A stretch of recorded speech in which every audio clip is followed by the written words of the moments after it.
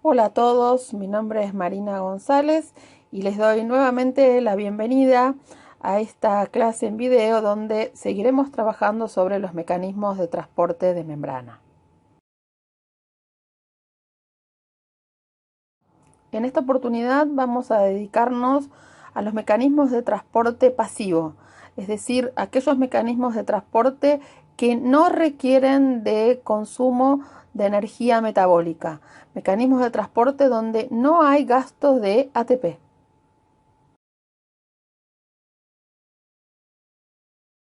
Uno de los mecanismos de transporte pasivo es la difusión simple. ¿En qué consiste este transporte? Es simplemente el pasaje libre de moléculas a través de la bicapa. Cuando nos decimos pasaje libre, quiere decir que son moléculas que van a pasar por sí solas a través de la bicapa de fosfolípidos por los espacios muy pequeños que quedan entre un fosfolípido y otro. El transporte por difusión simple es un transporte a favor del gradiente, es decir, que las partículas se van a desplazar desde el lugar donde están en mayor concentración hacia el lugar donde estén menos concentradas. ¿Y hasta cuándo se va a verificar ese transporte a favor de gradiente? Hasta que las concentraciones de la partícula sean similares a un lado y a otro de la membrana. ¿Qué moléculas van a transportarse por difusión simple? En primer lugar, tenemos que decir que tienen que ser moléculas pequeñas, lo suficientemente pequeñas como para que puedan atravesar esos espacios tan pequeños entre un fosfolípido y otro. Pero además de ser moléculas pequeñas, tienen que ser moléculas no polares para que puedan atravesar el sector hidrofóbico de la membrana. Ejemplos de moléculas que se transportan por difusión simple: el oxígeno, el dióxido de carbono, el nitrógeno, el monóxido de carbono, es decir, el intercambio gaseoso se da en las membranas por medio de difusión simple. Y también otras moléculas que también se transportan por difusión simple son aquellas que sean liposolubles, es decir, moléculas que sean hidrofóbicas. Por ejemplo, o que tengan un cierto grado o un componente importante de su estructura que sea hidrofóbica. Los ácidos grasos, los esteroides pueden también atravesar la membrana mediante difusión simple. Van a tardar un poco más de tiempo en atravesar la membrana si lo comparamos con el oxígeno o con el dióxido de carbono, porque son moléculas de un tamaño un poco mayor, pero pueden atravesar la membrana por este mecanismo.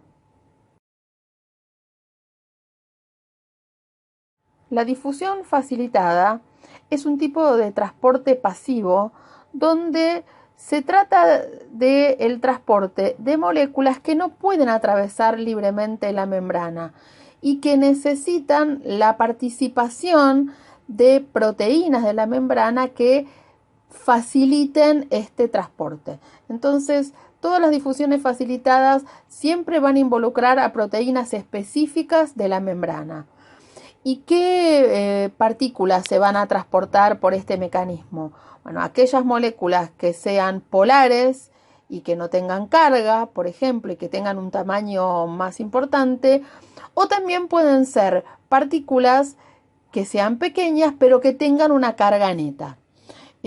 Vamos a ver en las próximas diapositivas los distintos tipos de difusión facilitada, pero siempre tengan en cuenta que se trata en los tres casos de mecanismos de transporte donde siempre hay proteínas integrales específicas involucradas.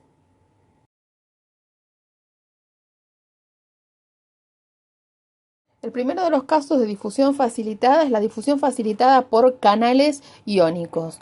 Los canales no son otra cosa que proteínas integrales de la membrana, muy selectivos y específicos y que permiten el transporte de iones a favor del gradiente.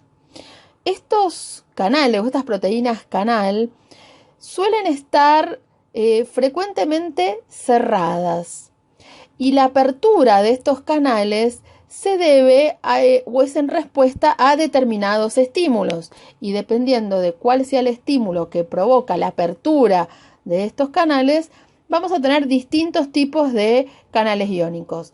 Tenemos canales dependientes de ligando, son aquellos canales que se abren cuando al canal se une una molécula específica.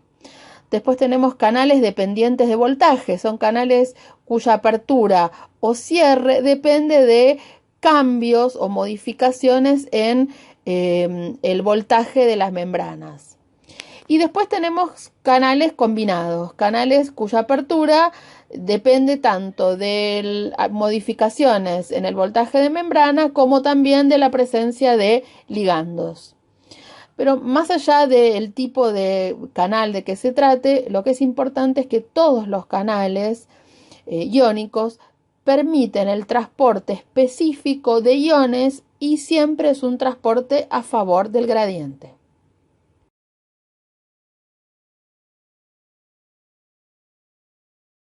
En la difusión facilitada por carriers o permeasas, que son sinónimos estas dos palabras, se trata de proteínas integrales de la membrana específicas que lo que sucede con ellas es que se unen a la molécula que va a ser transportada y una vez que se unen a esa molécula a transportar, luego estas proteínas integrales sufren un cambio en su conformación, un cambio de conformación que es reversible, y ese cambio en la conformación posibilita el transporte de la partícula de un lado a otro de la membrana.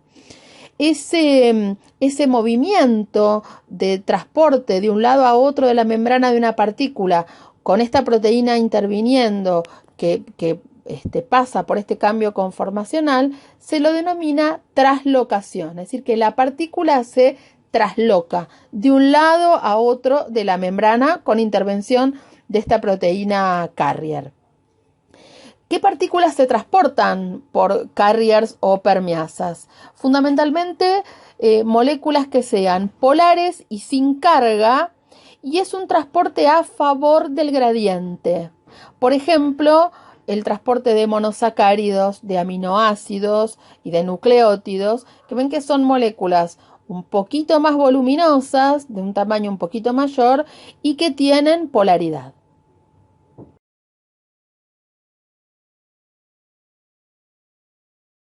El tercer tipo de difusión facilitada es el cotransporte. ¿Qué es el cotransporte?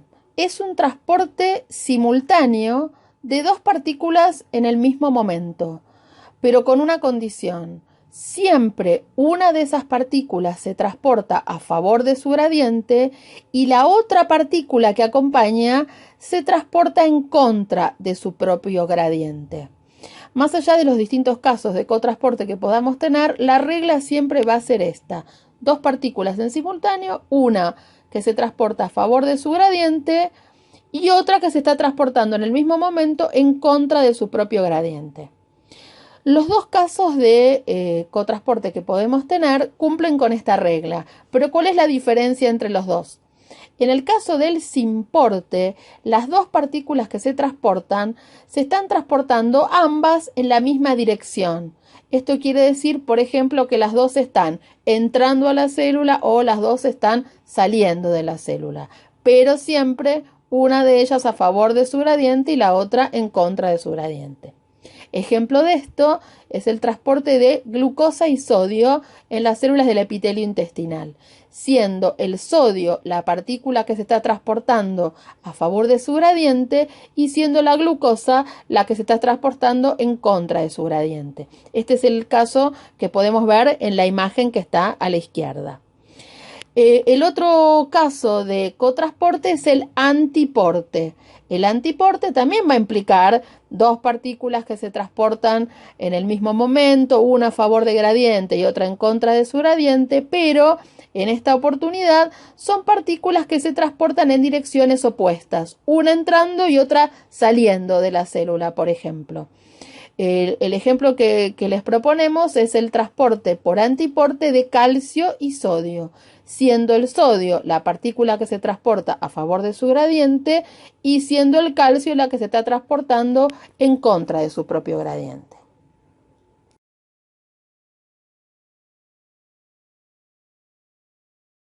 El último mecanismo de transporte pasivo es ósmosis. A diferencia de los otros mecanismos de transporte pasivo, en este caso lo que se van a transportar no son las partículas, sino que lo que se transporta es el solvente. Ósmosis es la forma que tiene el agua de transportarse a través de las membranas. El agua se va a transportar de alguna manera a favor de su gradiente. ¿Esto qué quiere decir? Que el agua se va a transportar desde el compartimiento donde hay más agua hacia el compartimiento donde hay menos agua, digamos en términos relativos. A las soluciones acuosas que tienen más agua las vamos a llamar soluciones hipotónicas o diluidas. Y a las soluciones acuosas que tienen menos agua las vamos a llamar soluciones hipertónicas o concentradas. Si se fijan en la imagen de la izquierda, tenemos un recipiente dividido en dos sectores por una membrana. En el sector de la derecha tenemos una solución que tiene más agua. El agua está representada acá por esas esferitas de color azul y tiene menos partículas disueltas, que son las que están en color rojo.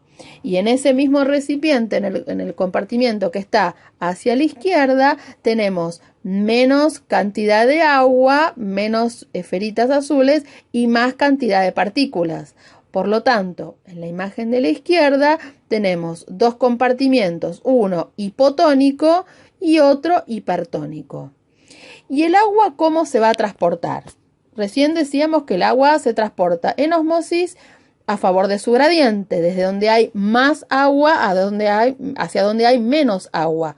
Es decir, si lo ponemos en los términos académicamente más precisos, el agua se va a desplazar desde la solución hipotónica, que es la que tiene más agua relativamente, hacia la solución hipertónica o concentrada. En la imagen, esas flechas negras que se desplazan de derecha a izquierda nos están señalando justamente la dirección en que se está transportando el agua. Y ahora, el agua, ¿hasta cuándo se va a transportar desde el compartimiento hipotónico hacia el hipertónico?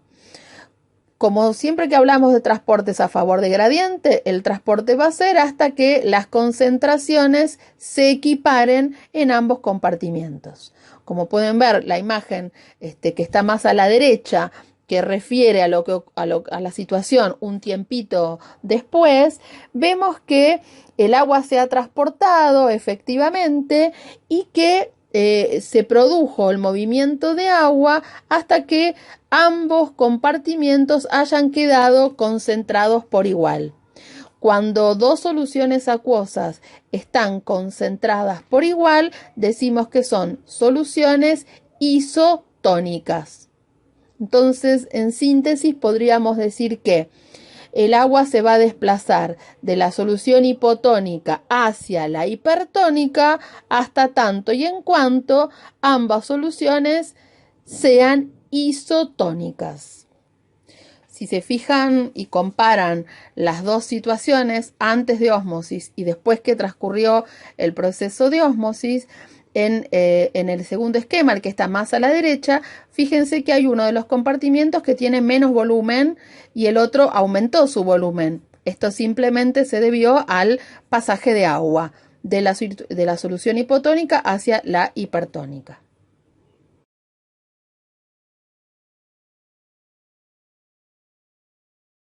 Hasta aquí entonces hemos llegado con los mecanismos de transporte pasivo. En el próximo video vamos a analizar los mecanismos de transporte activo.